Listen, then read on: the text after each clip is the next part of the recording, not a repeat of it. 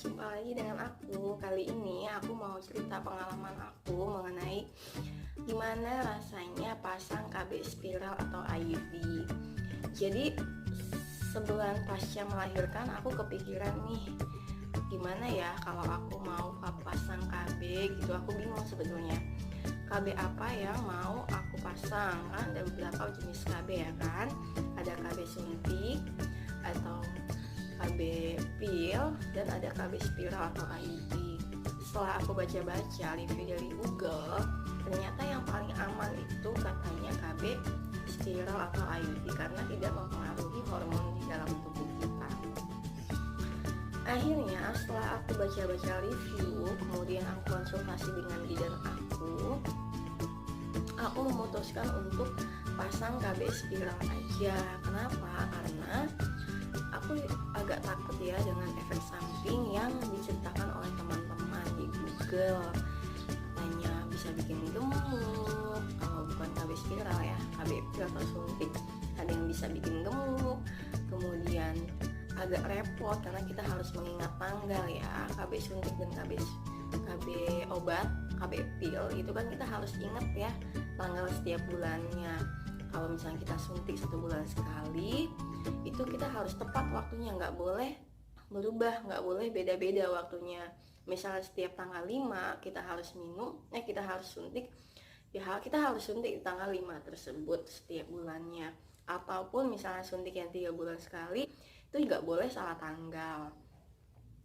Sementara itu kalau KB pil, misalnya kita harus minum setiap hari, itu kita harus minum setiap hari, nggak boleh kita lewat hari. Makanya itu aku rasanya orangnya nggak telaten ya kan. Aku pikir ribet ya kalau misalnya aku harus ingetin tanggal. Selain itu efek samping yang ditimbulkan juga aku agak takut. Ada yang bilang banyak jerawatnya, ada yang menggemuk, banyak deh katanya. Akhirnya aku pilih KB spiral atau IUD ini. Oke, langsung aja.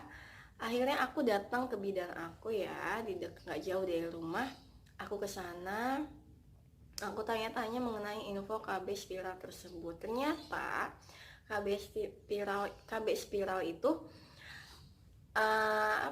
KB yang cukup efektif ya untuk mencegah kehamilan. Bahkan presentasinya itu di atas 95% bisa mencegah kehamilan dalam jangka waktu di atas 2 tahun, bahkan bisa sampai 10 tahun.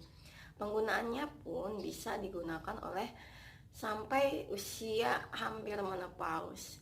Nah, akhirnya aku pilih KB tersebut. Oh iya, untuk biaya pemasangan KB spiral itu sendiri, aku pasang yang 5 tahun. Jadi ada yang 5 tahun dan 10 tahun. Nah, aku pasang yang 5 tahun, tapi aku rencananya sih 3 tahun mau aku lepas juga sih. Nah, itu biayanya 350.000 teman. Oke, jadi sebaiknya pasang KB spiral itu adalah setelah melahirkan. Jadi langsung pasca melahirkan kita langsung minta untuk pasang KB spiral. Kenapa? Karena kita nggak akan merasakan takut yang kedua kalinya gitu ya kan. Habis lahiran langsung dipasang itu kan jadi nggak ngerasa sakit 2 kali gitu. Sementara aku saat itu bingung ya kan, mau pasang KB langsung atau enggak. Akhirnya baru setelah 1 bulan lebih lah aku melahirkan, baru aku datang lagi ke bidan aku dan aku bilang bahwa aku mau pasang KB spiral. Akhirnya sebelum pasang KB spiral itu aku dicek dulu nih persiapannya di USG dulu. Karena kenapa? Kita bidan harus tahu bahwa kita sedang dalam kondisi tidak hamil. Setelah itu saya masuk ke dalam ruangan khusus, ruangan persalinan atau ruang pemeriksaan, dan di sana aku ditunjukkan oleh bidan aku bahwa bentuknya itu seperti ini. Jadi bentuknya itu seperti ini. Jadi seperti huruf T ya, kayak gini. Di huruf T seperti ini yang terbuat dari plastik kecil sih, segini nih, kecil. Terbuat dari plastik yang dililit oleh logam. Nah, jadi logam ini yang mencegah masuknya sperma. Jadi sperma yang masuk itu semacam ditolak kembali gitu, nggak masuk ke dalam rahim terdalam kita gitu. Itulah yang mencegah terjadinya kehamilan. Nah, untuk pemasangannya biasa ya, seperti posisi saat melahirkan gitu, kemudian ada suatu alat yang dimasukkan ke dalam rahim aku, ditambah dengan logam tersebut yang berbentuk huruf T itu, spiral itu.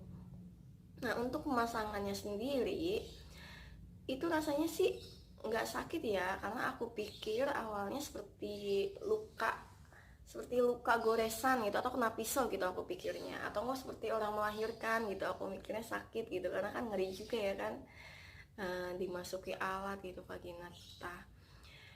Nah tapi ternyata ketika dimasuki itu rasanya nggak sakit seperti orang kena luka tusuk, maksudnya bukan luka keiris ataupun luka jatuh gitu, enggak, tapi rasanya seperti orang haid gitu.